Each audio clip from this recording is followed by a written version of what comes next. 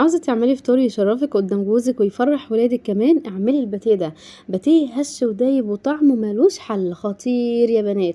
والعجينة دي اللي انا بعملها سرها في الراحة بتاعتها، وبعجنها بكل حنية وبديها وقتها ترتاح، علشان في الاخر يديني باتيه كده مورق ويفتح النفس المقفولة. وبتفضلي كده تعجني العجينة بنفس الطريقة اللي انا بعجنها بيها دي، وبتحط كل المكونات اللي انتوا شفتوها معايا في الفيديو. كيلو دقيق، وبنحط عليه ميه على حسب ما تشوفي كده ان العجينه خلاص يعني بقت متماسكه معاكي، وبنحط كوبايه زيت، وطبعا كيس الخميره بتاعتنا، وذره من الملح، وخمس معالق سكر. وده مهم جدا جدا علشان طعم الباتيه يكون حلو. ونفضل نعجن فيها ونلم العجينه لحد ما تبقى ملمومه ومتماسكه معانا. وكل ما نلاقي العجينه بتلزق في ايدينا نحط شويه دقيق وشويه زيت. وطبعا حطيت برضو معلقتين سمنه علشان يقوم الطعم بتاعها. واول كده ما تحسي ان العجينه ما بتلزقش في ايديكي ودايبه دوب، خلاص كده بقت العجينه جاهزه معانا. نسيبها ترتاح ونغطيها بورق استرتش او كيس او اي غطا عندك، وتسيبيها لحد ما تخمر. وده شكلها بعد ما اختمرت يا بنات، وبقت ايه بالشكل اللي انتوا شايفينه ده. بنكورها كور ونسيبها ترتاح، وبناخد كوره كوره ونفردها كده بالنشابه او بالخشبه او باي حاجه عندك، يعني ما تعطليش على حاجه. وانا النهارده يا بنات حشيته بقى ايه بالموجود في البيت، يعني الجوده بالموجوده. ممكن انت برضو لو عندك بواقي لانشون، بواقي جبنه، اي حاجه عندك كده زي خلطة عندك مركونة. وزي حالاتي كده كنت عامله لحمه ببصل واتبقى الخلطه بتاعتها، فقلت لا مش هرميها خساره، انا استغليته واستفدت بيه في الباتيه ده. فعملت نصه بخلطه اللحمه زي ما انتم شايفين كده، والنص التاني بالجبنه علشان الولاد. وطبعا كبير وصغير هيلاقي اللي بيحبه، ومفيش حد هيختلف خالص عليه، وكله هياكل بألف هنا وشفا. وريحته كده بقى يعني هتفحفح في المكان كله، وتصحي النايم ويضحك الزعلان كمان، ولا ايه؟ قلت بقى اخترع لهم واعمل لهم كده شويه باتيه وكمان شويه قرص محشيه، ونخترع كده ونشوف ايه الجمال والطعامه زي ما انتوا شايفين كده معايا. بجد طلع الطعم تحفه تحفه تحفه، ومش هتبطلوا تعملوه لو جربتوه. وزي ما انتوا شايفين بنفرد كده بالنشابه، والباتيه بنقطع العجينه بعد ما بنفردها الكوره بتاعتنا كده، بنقطعها ايه 3 4 على حسب حجمها قد ايه، وبنفضل نلفه كده رول.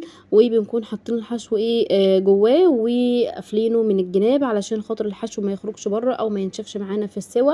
وبس كده ده الباتيه. لو احنا عاوزين نعمل زي قرص كده بنحط الحشو في النص ونقفله كده زي كوره، ونفرده بايدينا، ما نعملوش بالنشابه يا بنات، عشان انا جربت كده في اول واحده فيعني اتفرولت خالص معايا وما بقتش كويسه خالص. اما عملت بايدي كده بالراحه ان انا بس افرد واخليها يعني مدوره شبه القرصه، فنفعت معايا ونجحت.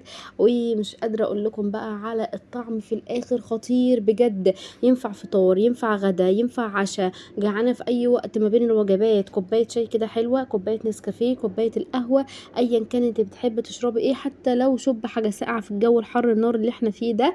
وتاكلي كده وتصبري نفسك بألف هنا وشفا. وممكن كمان لو فاض منك وانت عامله كميه كبيره زي ما انا عملت كده، بصوا كيلو واحد عمل كل الكميه اللي انتوا شايفينها دي. وطبعا كمان بحط على وشه كده حبه البركه، بتبلوها شويه بنات، لازم نغسلها من التراب اللي فيها ونبلها بشويه ميه علشان خاطر تلزق على العجين بالشكل ده.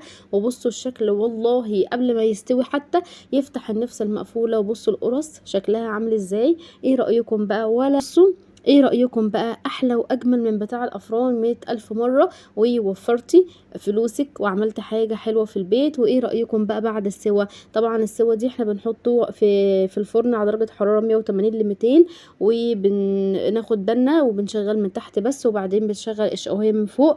يعني اقل من 5 دقايق بياخد الوش الحلو اللي معانا ده، وش لونه ذهبي كده زي ما انتم شايفين. وده الشكل النهائي بعد السوا يا بنات.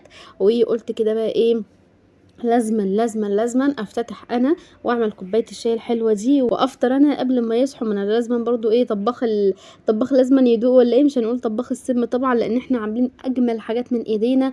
وملينا البيت بريحه العيش كده، وريحه الخبز، وريحه الفرن. بجد الخبز في البيت يا بنات والخبز عامه ريحته حلوه قوي في البيت، وبيدي دفى كده واحساس بالبيت، واحساس بالحب، واحساس بالاسره، واحساس بكل حاجه جميله. جميلة وبيحسسنا كمان بايه، بزمان وريحة زمان وايام زمان الجميلة. فيا ربنا يا رب ما يقطعها عادة ويملى بيوتنا كلها خير وسعادة وحب وهنا يا رب.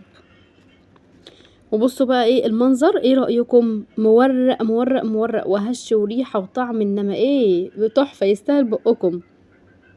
وكمان السوا من تحت ومن فوق، بصوا ولا اتحروق مني ولا اي حاجه، بجد جميل جدا جدا جدا. المنظر يا بنات مش محتاج كلام، مش محتاج اي كومنت مني، هو يعني بيتكلم عن نفسه. وكمان ولادي الله يبارك لي فيهم ساعدوني وخليتهم عملوا معايا وفرحوا جدا. وبرده انت لو عندك اولاد ممكن تشغليهم تساعدوهم يعتمدوا على نفسهم، وكمان هيكونوا فرحانين انهم بيشاركوكي حاجه زي كده، وكمان هياكلوا منها غصب عنهم.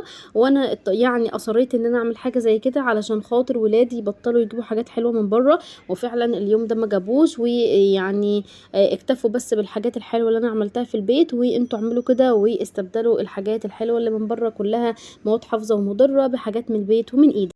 وجربوا يا بنات مش تندموا والله خالص، مع كوبايه شاي حلوه كده تفطروا او حتى تصبروا نفسكم بين الوجبات، هتفرحوا جدا مش هتبطلوا تعملوه.